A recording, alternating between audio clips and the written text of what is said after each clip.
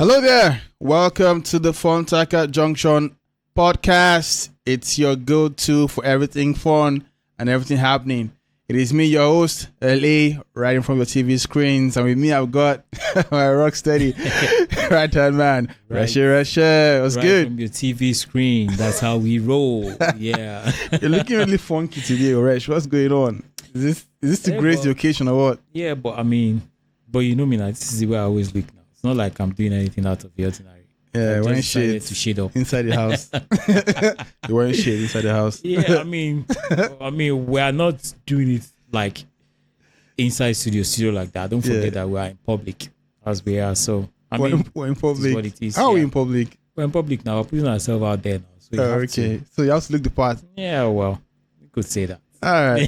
It's all good. It's all good looking the part. I hope to our beautiful listeners you've had a good week. We have had a good week on our part. Just a couple of shockers here and there. One of them being our very own dear president has, in his great wisdom and infinite mercies, decided to do us a great favor by changing our national anthem. Yeah. I think about 2 weeks ago, I heard that the Senate were discussing the idea, and I brushed it off because I felt, why would anybody think that in all this robodinion that we're going through right now as a country, our national anthem will be something that learned people will gather around and be discussing. So I didn't take it seriously. Only for me to hear within 1 week that the Senate had passed it and the House of Reps had also passed it, and it was sitting at the president's table. And before you could say Jack Robinson, Mr. President has signed it. So, ladies and gentlemen, Nigeria, we hail thee. What do you think about that? Have you learned it? I haven't. I have no intentions to anytime soon. Luckily for me, I'm done with school. That's probably one place that I'd have to recite it like every day. Yeah, I'm kind of cracking my head. Like, where would I need to recite the national anthem? At what point will I need to? Nah, we don't pass that. Well, except of course if you are running for office. Don't forget. You are going to do that at some point, Abby. I was in a meeting one day with some regulators, and then we're about to start the meeting. And typically, you need to start with like honoring the country because it's like a regulatory meeting. So the national anthem was what they needed to sort of. The public, what's it called? You said what? Are you dealing with government office? Yeah, government officials. Yeah. So the idea was let's kick off with the national anthem. And then interestingly. So that means you're standing on shaky ground. No, chill now. We needed to like go on Google and pull up the national anthem and project it on the screen so that we could all sing along. Because apparently some elder statesmen couldn't remember the national anthem. So I'm just saying, if at any point in time I need to, there's always Google. We can pull it up. Interesting. I mean, it's amazing that. It's amazing at the speed, that hearing went through the Senate and went through, and all, and they did the deliberation and stuff, and everything just went like that and all. But I think they said it was a result of the confab, of the 2014 confab. Yeah, the one that Jonathan's administration worked on, right? Yeah, they said it was what's it called? They had the deliberation and they said we should go back to the national anthem. Stuff, and then I was asking myself, like, okay, I guess it was during Jonathan. That means if it was during Jonathan, they had a lot of time on their hands to be deliberating about national anthem. That means Shaggy has not reached them then that time. That's what would happen now. No. I think during the confab period, the idea was how can we build a more cohesive country. Yeah, that sort of galvanizes the different tribes and regions into one. So I can understand why I think the national anthem. They also deliberated the regional government type of restructuring, that kind of stuff. So I can understand why the national anthem will probably be one of the agenda at the time. Yeah, maybe let's come up with something that's maybe more uniting and all that, blah blah blah. But what strikes me is why now? Like what is it about it that becomes a pressing issue, like a priority issue for this administration at this time? And what does it even aim to achieve? Okay, now they've passed the new one. They've outlawed the old one. Some people might even argue that the old national anthem that has been phased out when you look at the lyrics, speaks more of patriotism and a call to arms for all Nigerians to band together as one and to defend the unity of the country. If you are looking at the national anthem that maybe speaks more of patriotism, togetherness, unity, I think the one that's just been kicked out does a better job. I don't see what the new one offers that's much better than the old one. Yeah. So really, what's the angle that the president is looking at with this one? I mean, I can't really say that I know their thought process, because their thought process is always, it's not something that anybody wants to even identify with, and stuff. Yeah. So for me, I think, to a large extent, it shows the level. Let me not go back to my normal thing. It's just the way they think. We know how they roll. We know what they do and stuff and all. So it's their lack of focus, lack of foresight, lack of critical thinking, and they just want the people to have something to talk about, really, because don't forget it's a May Democracy Day and stuff and all and everything, So they just, feel like maybe they should give the people something to talk about. So let's change the national anthem. Like a distraction. Let's change the national anthem. Attempt to approach. Yeah.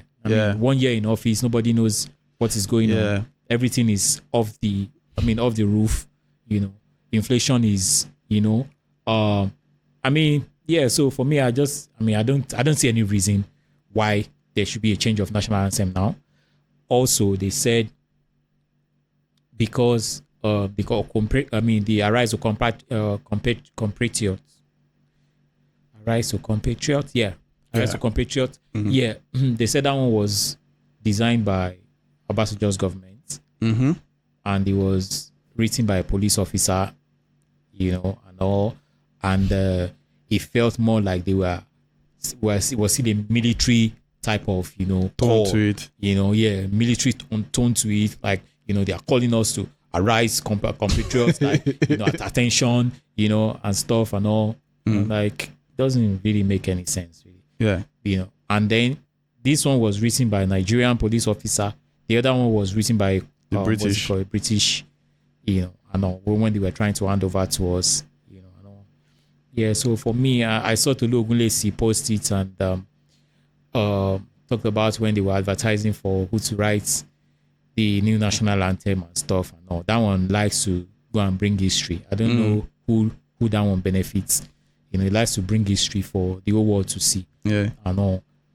But the government should face what is more important, which is the livelihood of the people and stuff, and forget about all this nonsense that they are going on and on about, really. Yeah. So for me, I'm indifferent. Yeah. Let's talk about, you made two good points. Number one being that, interestingly, the announcement for the shift to the new national anthem came right on May 29th, which is essentially the first year anniversary of the Tinubu's administration. Ideally, that first year is like a midterm, review, where everybody looks at what the government has achieved in 1 year. You check some important indices like inflation, unemployment, foreign exchange, all that kind of stuff. And then we just have a discourse around the direction that the government is taking the country to. That would have been the idea. And I expect, or I suspect rather, that maybe the administration kind of felt like it wasn't going to be a good one. If you give people the chance to air their opinions on the first year in office, the reviews will not be very good. And in a bid to avoid that kind of backlash, maybe let's just throw this in and get the people talking, distract them completely while we focus on trying to do whatever it is the government wants to do. Because in my view, I would have hoped that instead of arguing about which national anthem is better than which one, 1 year in office, we would have been talking about the promises that the government, the president made in his manifesto, where we are today. Yeah. The promises around what the exchange rate should look like in the manifesto. Where are we today? Promises around unemployment in the manifesto. Where are we today? Yeah. Promises around security. Yeah. In the manifesto. Where are we today? Yeah. Promises around education, healthcare, transportation, infrastructure, power. Where are we today? Promises about CNG. Where are we today? You know, I mean, I would have thought that was all they were discussing 1 year into the office. Exactly. But the guy just threw us a nice grenade. He just give us a nice mid bomb. No, and we're all arguing new national anthem, old national anthem. I listened to, for the first time after a very long time, I listened to the Labour guys. I don't know, are we still going on strike tomorrow? I think so. Okay. So the Labour guys, I listened to them for the first time because, I mean, they've been a nuisance for a long time, you know, and nobody really gives under them any attention and stuff. So I listened to them and all, and that's Usifo, I mean, guy. The NLC president. Yeah, TUC. Oh, TUC. You know, because TUC joined. Yeah, you know, TUC so joined. Yeah.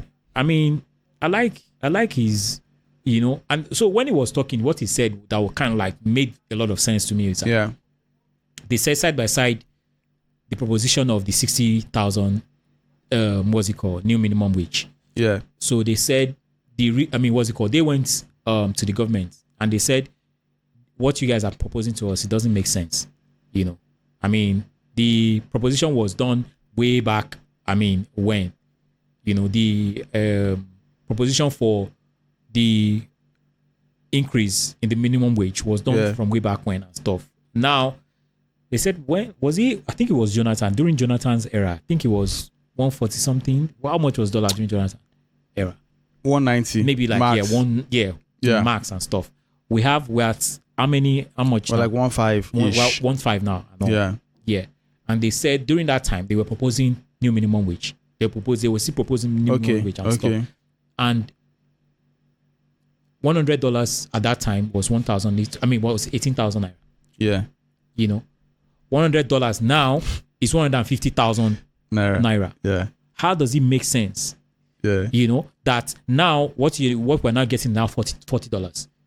Yeah. We want to now give Nigerians minimum wage $40. You've taken them backwards. And don't forget that they're always the one that is telling us about how they are doing well in America and how the tax in America. That's why they are their government is kind of giving them good amenities and good infrastructure and stuff and all that and everything. Yeah. That's the reason why they are taxing everybody, you know, to stupor and stuff and all. Don't forget that when I was talking about that light issues and stuff that I was having in my house. Yeah. You know what that guy was telling me?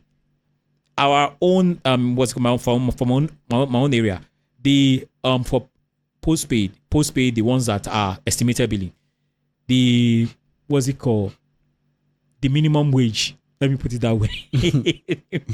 Minimum wage or the bill for every month is a cap. They give us a cap, which is 60,000 naira. Minimum. Yeah.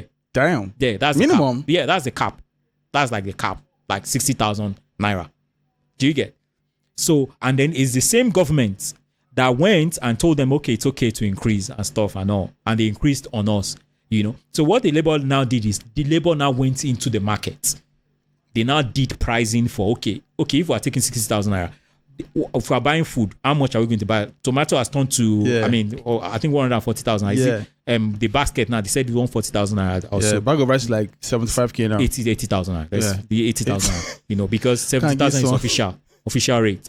If you get to the market, they want 80K. To, what's it called? I know. So that one is there. So they now went to the market, they now did all the calculation and all. They said their own calculation, the math is not mathing, you know. So they made the proposition. The proposition that they did was 600,000 naira. Okay. 600,000 naira, they said, okay, fine. The back and forth, they beat it down to 400 and something thousand, 470,000 or whatever and stuff and all. Benchmarking it with what's the reality on ground. Yeah, with the reality on ground, because a typical Nigerian cannot survive on the stupid, ridiculous, senseless 60,000 minimum wage that they're proposing. I'm sorry. Yeah, I know. Yeah. Do you get? And then don't forget that it goes across board. You know, if they start giving the public officials minimum wage of 60,000 naira, it will affect private too. Private too would have to up. Yeah, we'll have to up their game and stuff and all. And that, I mean, I get that when you're looking at the reality of things. Yeah. That's what makes sense. Yeah. But then again, there's an effect side of it, which is when you begin to up everyone's salary like that, it has an impact on inflation. Yeah. Right? Inflation goes through the roof. Yeah, but because now you've increased everyone's salary. Yeah, but so the question is, in solving that question, that issue of we need to increase salary so that people can meet the current needs, in reality. What happens when everybody now has more money and then they are coming to the market to buy more things and inflation shoots up? That's another question that the government will be thinking about and saying, how do you manage that? It's a government that is not thinking. Don't forget that when first thing that Tinubu did when Tinubu got into office was remove subsidy. That was the first thing and all, and everybody was like, yes, TV analysts, Rotu Sojiri. Audio analyst. Audio analyst. Rotus. Yeah, it's a good thing, speaking grammar. Yeah, it will mark up so, and they will do all those defending. And CBN they were not together. Don't forget that Emefiele was battling with his court cases and stuff and all. So CBN doesn't have doesn't have administration. They don't have anything going and stuff, and then you remove subsidy. Yeah. That doesn't make sense.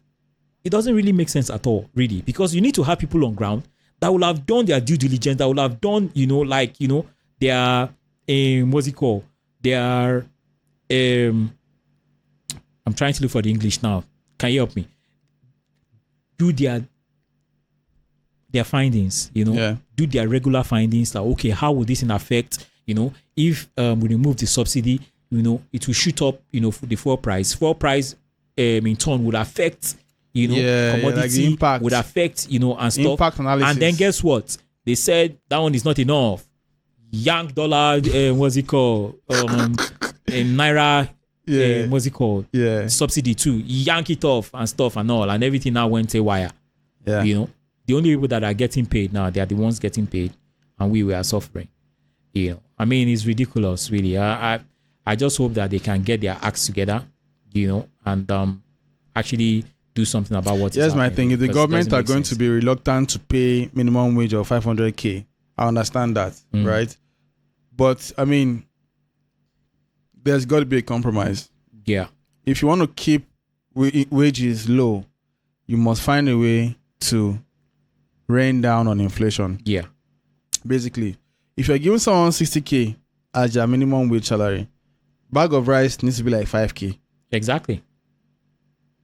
Oil needs to be like 2K.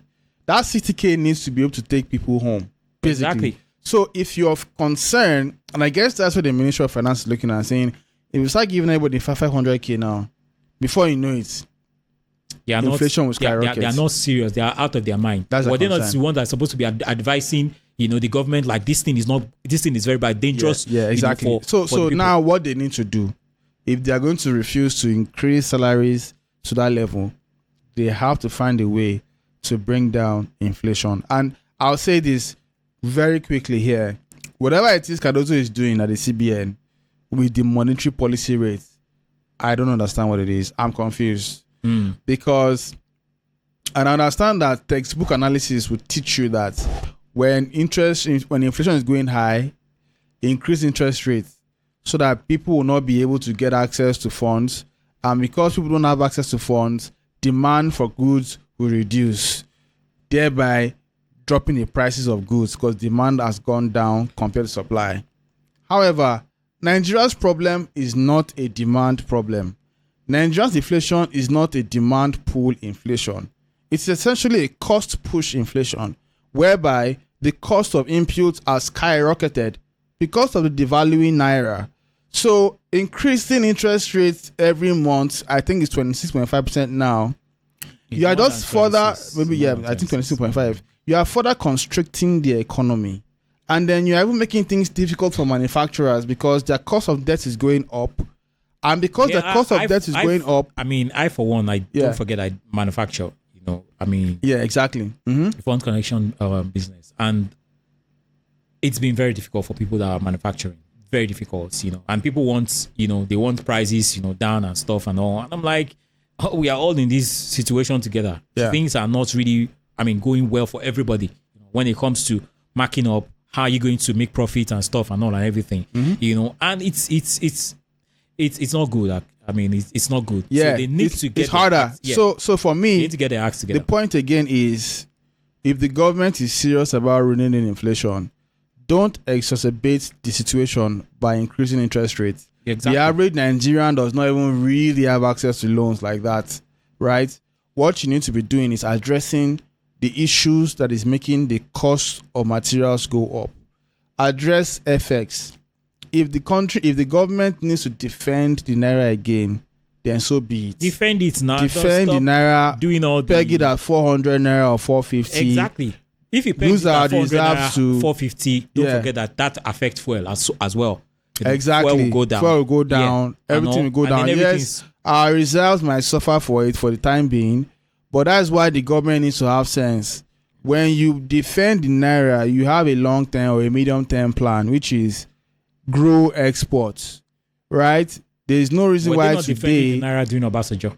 They've been defending naira ever since. So what's the big deal about? No big deal. Yeah. But again, they'll tell you that saying that the guys that are our reserve is depleting. Yeah, and we can't keep. The country's about to collapse if we keep defending naira. And then they said if there are some people that are benefiting from the subsidy. There are some people that are benefiting from the subsidy and so I mean, so punish your country because some for people are benefiting. It makes no sense. I'm sorry. It doesn't make sense. No sense. Yeah. Oscar Cardozo, what do they call CBN governor? Your Eminence. I don't know. Oscar. Whatever it is. Oscar. Is it Oscar? Oscar Cardozo. Yemi Cardozo. Oh God. Yes. Oscar Cardozo. Yemi Cardozo. Mr. CBN governor, please, we beg you, allow us to breathe. It's not by increasing interest rates. Please, let the fiscals, and which falls under the domain of the Minister of Finance. But do you know that let the fiscals come in? But do you know that we have not introduce import waivers? Reduce tax. Do whatever it is you need to do. But do you know that stimulate exports so that we can get some dollars and then reduce inflation? You know that in all the noise, we have not been able to score Tinubu. 2/10. 2/10. Yeah. Yeah. Very magnanimous. Yeah, just because of road. Just because of road. Which road? Umai is trying. Which road? David Umai, the Minister of Works, is the only one really working so far. What's Umai doing? I have my issue with him on the Lagos Coastal Road project. What's he doing? What's he doing that? What's he doing? Lagos Coastal Road. That's the only thing that has brought Umai out. Don't forget. No, Third Mainland Bridge. Yeah, great stuff. So the one that they commissioned for Tinubu's first year. They commissioned it. No, that was a different one. The one they commissioned was the road in Akpapa. They're going to commission it. Rehabilitation. They are commissioned rehabilitation. They have done that one since. I don't know why they're commissioning now. But Third Mainland Bridge, great job. I think they're doing some things across other places as well. But where have you seen? Ikoyi. Yeah, quite a lot of stuff going on in Ikoyi right now. I know that's Tinubu's base, but that's Tinubu's base, but they're doing some really good work in Ikoyi. Other places of Lagos too, Agege, some nice places. I mean, where someone will probably takes the credit for that one, but let's give the guys flowers when it comes to road. They have not road infrastructure. Who is that? Umai. Yeah, no. Umai. No. Eliro. No. Okay. Eliro. Yeah. Anyway, you are a very. But I'm not happy with him. I'm not happy with him with the Lagos Coastal project and those demolishing. That's a discussion for another day. Yeah, demolishing those parts, then to find out that there's cable in front, and then they're going to go back to the original alignment. It doesn't. After you have demolished landmark. It doesn't make sense. It does not even make sense. Yeah, the cost of building that road. That for me was doesn't make sense because you can actually put that cost into other things. That can actually make the economy. Bring the economy up. I think it's like $10 billion. Because it's like 15 trillion. 15 trillion naira. Yeah, that's like $4 billion ish. Yeah. Oh, yeah. Yeah, that's like $10 billion. Yeah. And then you take all those money and follow through and monitor the process of it. This nonsense estimated billing that they are giving for NEPA and stuff.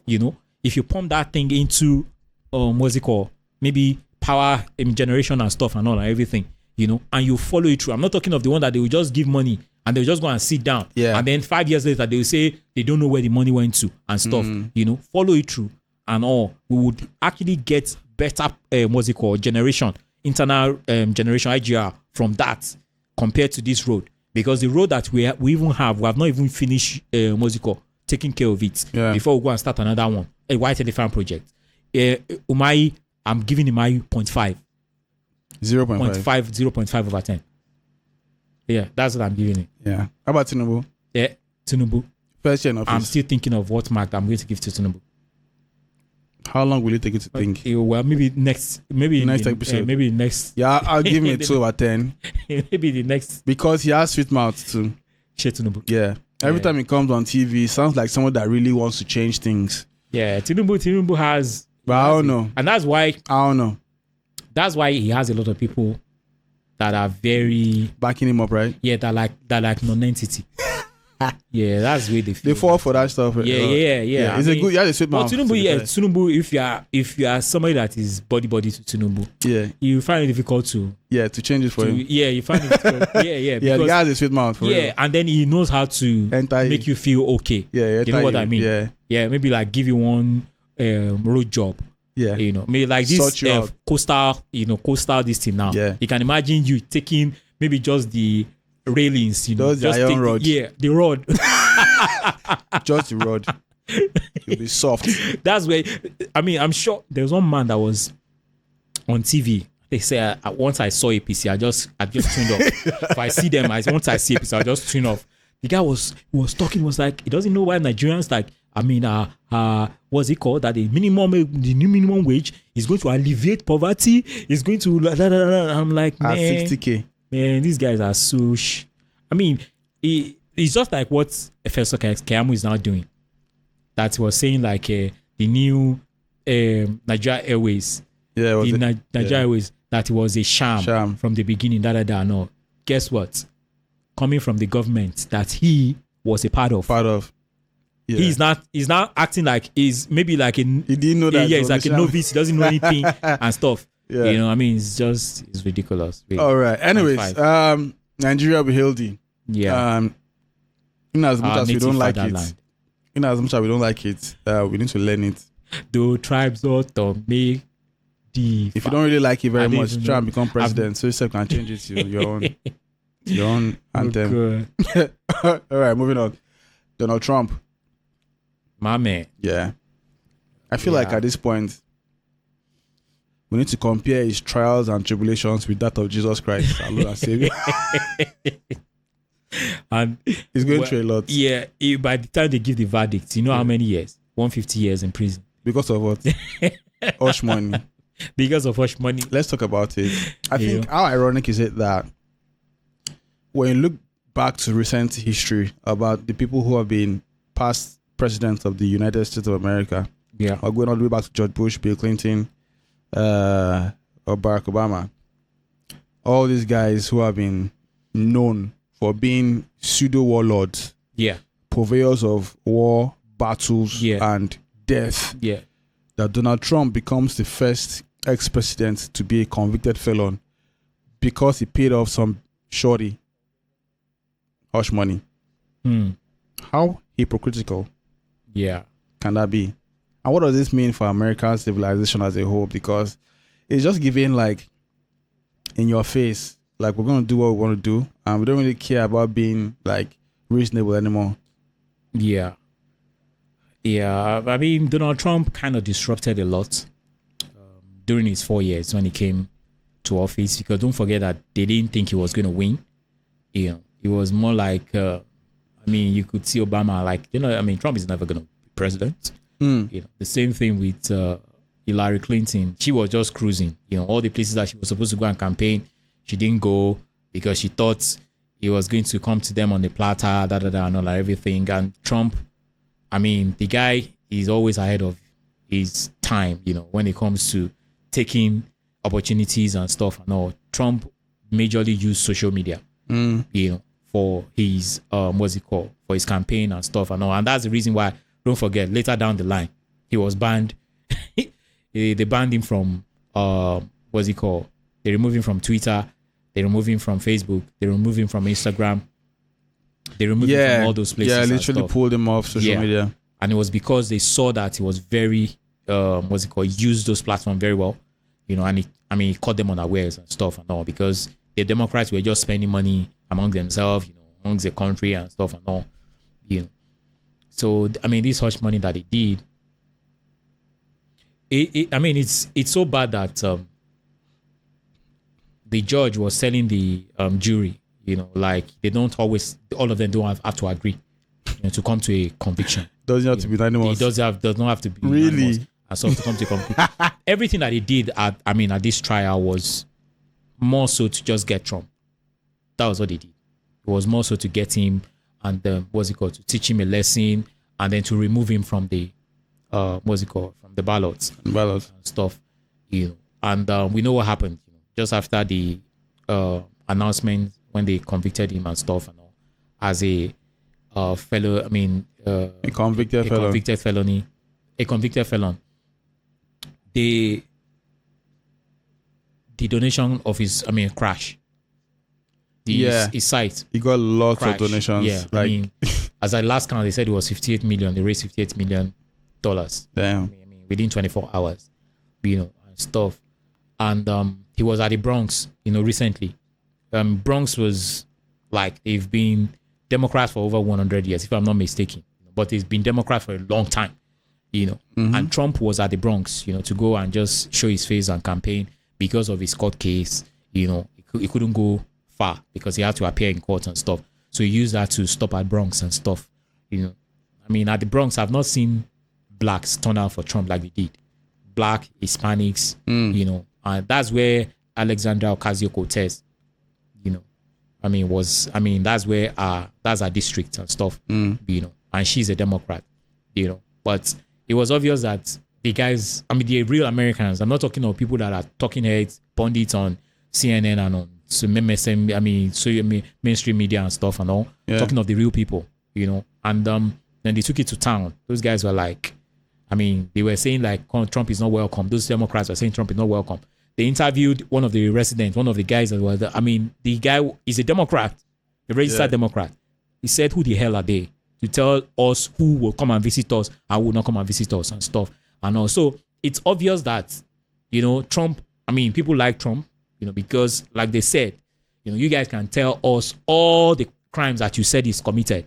The only thing that we know is that while Trump was in office, we had money in our pockets. We had more money in our pockets, and that's more like we're using the eye test. We're not using the, the slides that you guys show us on CNN and give us what is done and what is not done and stuff and all and everything. So for me, I think, it's just so bad that, and then a lot of Africans, they are kind of jubilating because Trump was always very strong on immigration and stuff and all and everything, and he's doing everything, to make sure that America's interests comes first, and all. I would like that type of president. I would like that type of president that puts, their citizens' interests first and stuff. People would say they are being nationalistic or what have you and stuff and all. But when it comes down to what it is, the country will smile at the end of the day because he's getting good deals for the country. He's not getting ahead of himself. He's trying to make sure that, if you guys are taxing us, import duty, you are taxing us $25, 25%. We too, we're not going to do 5% for you. Because that was what America and China was doing at the time and stuff. And Trump stopped all that, and then everything now balanced, and Americans' economy was beginning to pick up and things were happening. Don't forget that he also went, through the oil routes and stuff. That's when oil dropped that time because America was kind of, looking to produce and they were producing and stuff and all. So, I think the guy has tried. Anybody can say whatever they want to say, and stuff. This guy, Osaritin, is it Osaritin? One guy that's on Twitter. Yeah. Was not like that. He doesn't know why black Nigerians, for whatever they are delusional for supporting Trump, and all. And I'm like, this guy is a very smart guy. I always see him post and stuff and all. I'm going to come down to this level of, no, but just being disingenuous. Black Nigerians will probably not want to support Trump or support Biden because Democrats have a more liberal view to immigration and all that. Yeah, because so if it was black Nigerians who favor Biden or support Biden over Trump. Because at the end of the day, really, if you look at if you look at it in a broad way, you realize that the Democrats, they appear to be doing good, but most times they are doing evil.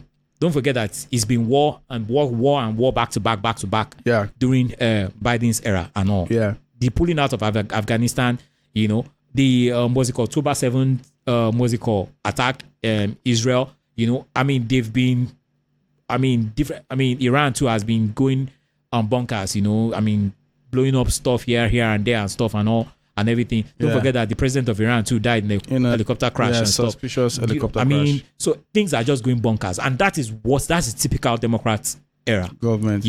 Typical Democrat. That's what they do. Was George Bush Democrat or Republican? Republican. Don't forget that's when 9/11 happened. Okay. 9/11 happened. The 9/11 said there's some things about that, but that's not the case. But what I'm saying is that, the guy was, the Osaritin guy, I don't know. Osaritin. Is he Osaritin?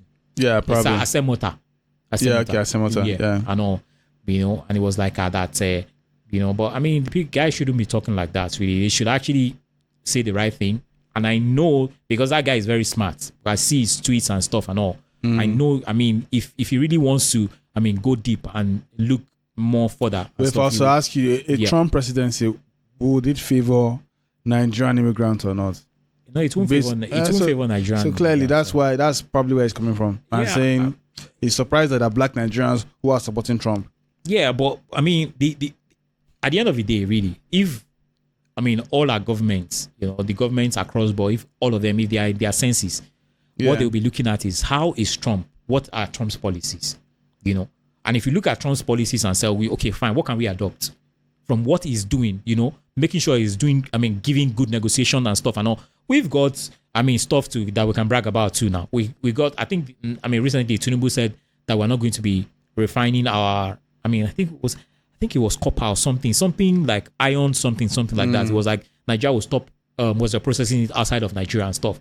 Okay. We got stuff that we can, don't forget, the steel, Ajaokuta steel, and all. We have all those, what's it called? That one is never gonna work. Yeah, that's the thing. Same thing with the refinery and stuff. Yeah. Is Nigeria, we're supposed to be refining our stuff outside of Nigeria as at now. Do you get? So you realize that we are not even doing what we are supposed to do for ourselves. Do you get? So for me, if you look at it, you look at what Trump, what has he done? That people are kind of losing their mind over and stuff and all. What are the thing that he's doing? Look at your own bargaining powers. Where what can we do and stuff and all? It's going to affect us. I know, because America is a working economy and stuff and all, and people want to patronize or people want to do business with America and stuff. It's going to, it's going to be hard on us. But is it not hard right now?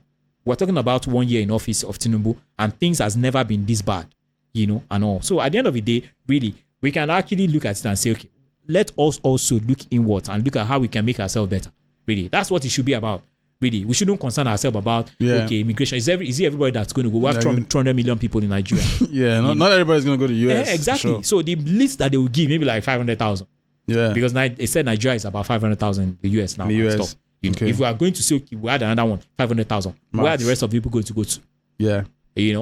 And all. So Nigerians should kind of you should leave all this. On a final note, though, what do you think about this decision on Donald Trump's chances of winning? Does this take him off the ballot, or is he able to scale through? It doesn't take him off the ballot, really. And on the federal ballot, it doesn't. But on states, I heard that states still have a chance to decide based on the interpretation of their own laws whether to take him off the ballot or not. That doesn't. I don't think it would affect him that much, really, because the Republicans too. I don't know, because they too, they are compromised. Most of the Republicans are compromised and stuff, but they are trying to bite back, right now and stuff, and act like they are working and stuff and all. So we'll see how it goes, really. But the more they or victimize him, the more they try to dock him and kind of catch him and stuff, the more his popularity grows and stuff. He's been a phenomenal guy. And all. The first mugshot that they got him, in Atlanta and all. He's crashed. I think his site crashed that day too. Because when he put it up, his mugshot now became the.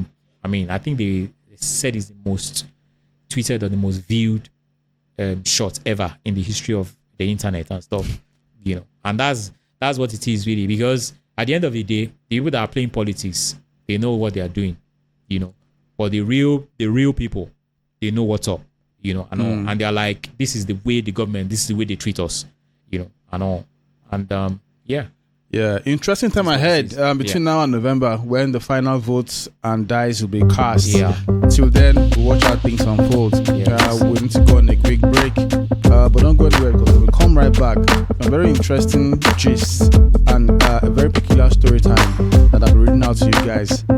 Trust me, you don't want to miss this one. Catch you on the other side.